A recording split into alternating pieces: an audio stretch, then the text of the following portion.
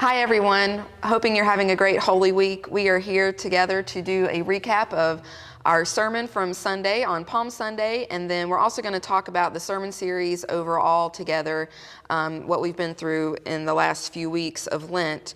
But let me read our passage for us from this past Sunday. It's John 12, starting with the 12th verse. The next day, the great crowd that had come for the festival heard that Jesus was coming to Jerusalem. They took palm branches and went out to meet him. They shouted, "Hosanna! Blessings on the one who comes in the name of the Lord. Blessings on the King of Israel." Jesus found a young donkey and sat on it, just as it is written, "Don't be afraid, daughter Zion. Look, your king is coming, sitting on a donkey's colt." His disciples didn't understand these things at first. After he was glorified, they remembered that these things had been written about him and that they had done these things to him. The crowd who had been with him when he called Lazarus out of the tomb and raised him from the dead were testifying about him. That's why the crowd came to meet him, because they had heard about this miraculous sign that he had done.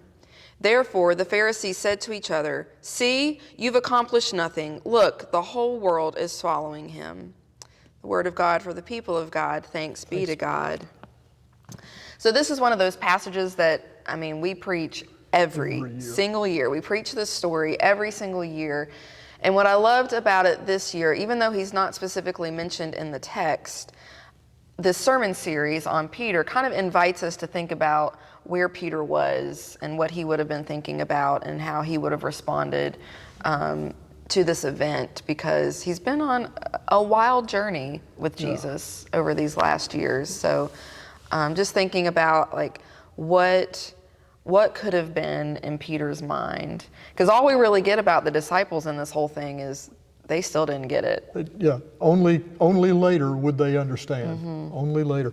And we're not in a place where we don't have an opportunity to think like Peter. Mm-hmm. We've seen him go through all those things, from highs and lows and ins and outs, and being the one who says, "This is the Christ, you are the Christ," to having Jesus say, "Get behind me, Satan." Mm-hmm. He goes through all of that, so we kind of have an idea. He probably was relishing the moment. Right. And not understanding anything that was happening. Well, and one thing I really appreciate about your sermon is how you looked at Peter as a whole in this moment, all the stories and beyond of what we've been through in this sermon series, and now to be in this moment, and what does that feel like for Peter? Because my goodness, he's just, like I said, been on a wild ride. Yeah. But you did a really beautiful job of looking at the whole of everything that's led into this moment for him. I really appreciated. I don't usually tell people I appreciate getting whipped, but I appreciate getting whipped Sunday. You really brought it home, what it means to follow, what it means to be a part of the parade, to be a part of this Holy Week procession, and how we as Christians responded, and how Peter had to be caught up in that. Mm-hmm. It was a challenging sermon. I liked it. Well, thanks. Well, I've just been thinking a lot about, over the years, how tame I've tried to make this story. But when you look at the reality of it, Jesus was, in a very humble and mild way, making a very strong statement. And so to look at that statement through Peter's eyes, of course he wanted revolution. Of course he wanted, his people to be liberated from Roman rule. But Jesus was liberating us from something so much, it was that, but so much more than that, that this oppression doesn't actually, it's suffering now, but it doesn't mean anything in the long run, that there's a bigger kingdom. And to think about in the week to come, from Palm Sunday, that Rome is gonna, and the religious elite of his time, we're gonna try to squash that. What a statement, just a moment for Jesus and this following that he's had. But of course it doesn't last very long. And it's something that throughout the series, we see this. I've said something about ups and downs and ins and outs, and that seems to me to reflect toward and on us. We go through those same things. We are Peter. Yeah. And we could go on and say we are Thomas. We are James and John. We're all of those guys rolled into one. And that's our life of attempting faithfulness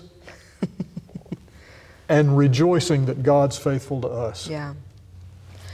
Well, and I'm agreeing with you. Like the whole series, I felt like, here's Peter, that, the rock of the church, given the keys to the kingdom, basically, and to see how much he messes up so often, and then to look at my own life and think about how the times that I've messed up too. So it's just been a fun series, and we're gonna look at Easter through Peter's eyes on Sunday. I know you're gonna preach about Peter a little bit tonight in the Monday, Thursday service. We're filming on Monday, Thursday. But then we're also gonna talk about Peter the following Sunday and kind of his redemption story through all of this, because he's got a rocky road ahead of him, starting tonight in the garden, and then he just has a hard story. But he just reminds me, like, I can mess up and there's redemption. You can mess up and there is redemption. So it's been a good run. I've enjoyed this. Yeah. So we hope to see you on Easter morning. It's going to be a great celebration here at First United Methodist Church. If you can't join us in person, we hope to see you online, and just enjoy walking with Jesus, even through the hard moments and the rest of these stories that we're going to live tonight and tomorrow night and into the weekend.